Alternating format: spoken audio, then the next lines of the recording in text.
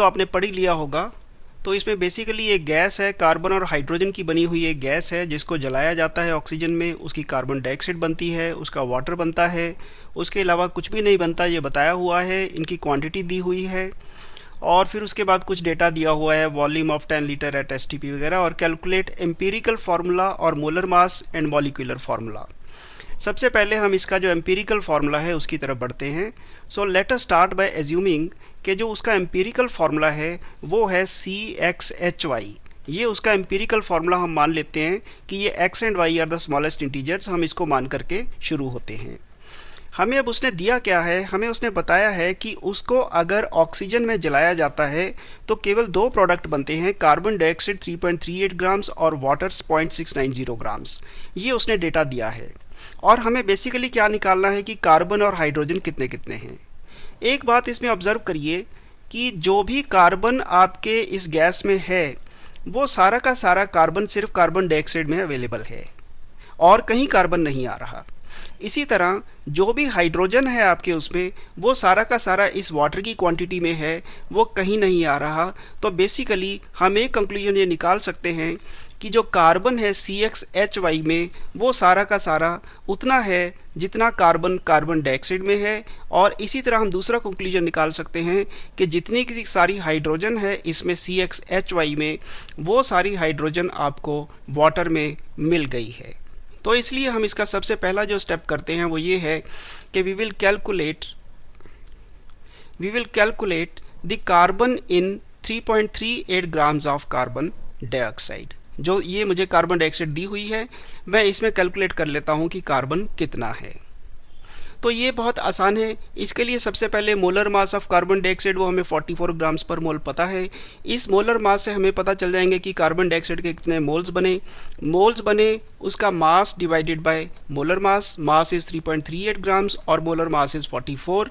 इसको सिंप्लीफाई करिए 169/2200 आ जाता है और इसको थोड़ा सा और कैलकुलेट करिए तो 7.68 डिवाइडेड बाय 100। इसको मैं इस फॉर्म में इसको ऐसा लिख लेता हूँ। तो मेरे पास जो कार्बन में मोल्स हैं वो मुझे ये मिल चुके हैं। अब मैं यही प्रोसेस लगाता हूँ और हाइड्रोजन ढूंढता हूँ वाटर में कितनी है, उससे मुझे हाइड्रोजन के जो मोल्स हैं वो मिल जाएंगे। तो इसके लिए हम लिखते हैं कि molar mass of water is 18 grams per मोल, ये हमें पता है। 2 इसका 16 इसका 18 बना। इसका मतलब हुआ कि जो मुझे 0.690 ग्राम वाटर मिला है इसमें मुझे मोल कितने मिले, मोल्स ऑफ वाटर मिले 0.690 डिवाइडेड बाय 18, क्योंकि इसका 18 ग्राम्स पर मोल मोलर मास है। Mass divided by molar mass, इसको थोड़ा सिंप्लीफाई करता हूँ 23/600, ये मुझे इसके मोल्स वाटर के हैं। लेकिन मुझे ये पता है कि 1 मोल वाटर में हाइड्रोजन के 2 मोल हैं। ये याद रखिएगा, इस फॉर्मूले से पता चल रहा है कि अगर 1 मोल वाटर है तो उसमें 2 मोल मेरे पास हाइड्रोजन के हैं। तो हाइड्रोजन के मोल्स मुझे एक्चुअल में कितने मिलेंगे, 2 × 23/600। अगर मैं इसको सिंप्लीफाई करता हूँ तो मेरे पास 7.66 डिवाइडेड बाय 100 आ जाएगा। मैं 23 × 2 करके डिवाइड बाय 6 करके इसको इस तरह से लिख लेता हूँ। ये 2 क्वांटिटीज़ मेरे पास आ गई हैं और अब मुझे आगे बढ़ना है अपना एम्पिरिकल फार्मूला निकालने की तरफ। तो अब मेरा स्टेप 3 जो बनता है वो बनता है एम्पिरिकल फार्मूला निकालने के लिए। अगर मैं ये सेकंड हाइड्रोजन के मोल्स हैं और यहाँ पे 1 में मुझे कार्बन के मोल्स हैं, मैं अगर इन दोनों को ऑब्जर्व करूँ तो जो सिंपलेस्ट रेशो ऑफ C/H है वो 1:1 आ जाती है, क्योंकि 7.66 और 7.68 दोनों एक जैसे ही हैं। तो हम इसका मतलब कंक्लूड कर सकते हैं कि जो एम्पिरिकल फार्मूला है उसका, क्योंकि सिंपलेस्ट रेशो कार्बन और हाइड्रोजन की सेम है 1:1 है, तो हम इजीली कंक्लूड कर सकते हैं कि उसका एम्पिरिकल फार्मूला CH है। ये इसका आंसर हुआ फर्स्ट पार्ट का। अब हम बढ़ते हैं अपने सेकंड पार्ट की तरफ, जो उसने मुझे कहा है molecular mass of the gas या molar mass of the gas, वो मैं कैलकुलेट करने के लिए आगे बढ़ता हूँ। सो ये मेरा स्टार्टिंग पॉइंट है molecular mass of the gas निकालने के लिए। अगर मुझे अब जो क्वेश्चन में दिया हुआ है कि 10 लीटर जो हमारी गैस है वो STPP स्टैंडर्ड टेम्परेचर और प्रेशर के ऊपर उसका जो मास है वो 11.6 ग्राम्स है, ये मुझे उसने क्वेश्चन में दे रखा है। इसके हेल्प से मैं 22.4 लीटर का निकाल लेता हूँ कि 22.4 लीटर अगर गैस मेरे पास है उसका STP के ऊपर जो मास है वो 26 ग्राम्स के आसपास आ जाता है। और अब मुझे 22.4 वाली लीटर की फिगर क्यों यूज़ करी, क्योंकि मुझे पता है कि 1 mole of any gas at STP it occupies 22.4 litres.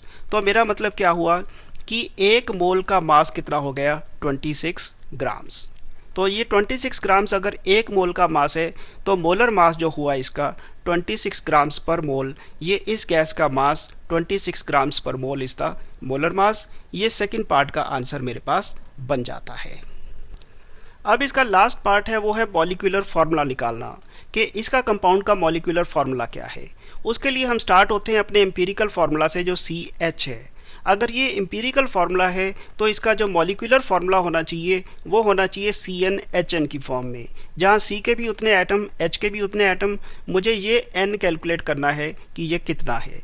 ये क्वेश्चन उसने वैसे दिखने में बहुत मुश्किल है, लेकिन ये स्टेप बाय स्टेप वो हमें कुछ ना कुछ करवा रहा है। जस्ट पिछले स्टेप में उसने हमसे मोलर मास निकलवाया और अब इस मोलर मास को मैं यहाँ पे यूज़ करके इस N की वैल्यू निकाल सकता हूँ। अगर ये N है तो मोलर मास होगा 12N, क्योंकि कार्बन का 12 है, 12N + 1 × NH, H का 1 होता है तो 1N = 13N। ये मेरे पास मोलर मास इस CnHn का होगा। ये मैं कैलकुलेट कर चुका हूँ 26। इन दोनों को इक्विवेलेंट करता हूँ, 13N = 26 grams per mole. It has been found above, ये 26 यहाँ मैं कैलकुलेट कर चुका हूँ।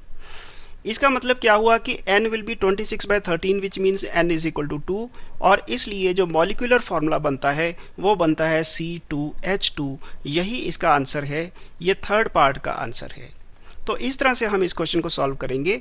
ये क्वेश्चन इतना मुश्किल नहीं था, लेकिन थोड़ा कॉम्प्लेक्स, कंफ्यूजिंग जरूर हो जाता है। इस क्वेश्चन को लिखने का जो सही ढंग है वो मैंने डिस्क्रिप्शन में दे रखा है।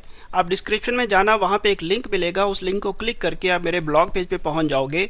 वहाँ पे इसके सारे के सारे स्टेप्स जो हैं वो मैंने सारे के सारे स्टेप्स एक जगह क्लीन करके लिख रखे हैं। यही सारा कुछ वहाँ भी है, लेकिन वो राइटेबल नोट्स बनाने के फॉर्म में है। अगर आपको मेरा ये वीडियो ट्यूटोरियल और ये सारा कुछ पसंद आता है तो सब्सक्राइब ज़रूर करें, वीडियो को लाइक ज़रूर करें, इससे हमें बहुत फ़ायदा होता है। तो ये था इसका जो सोल्यूशन हमने करा है। ये सारा सोल्यूशन आप वहाँ पे जाके इसके नोट्स बना लेंगे तो ज़्यादा आपको इजी रहेगा। Thank you.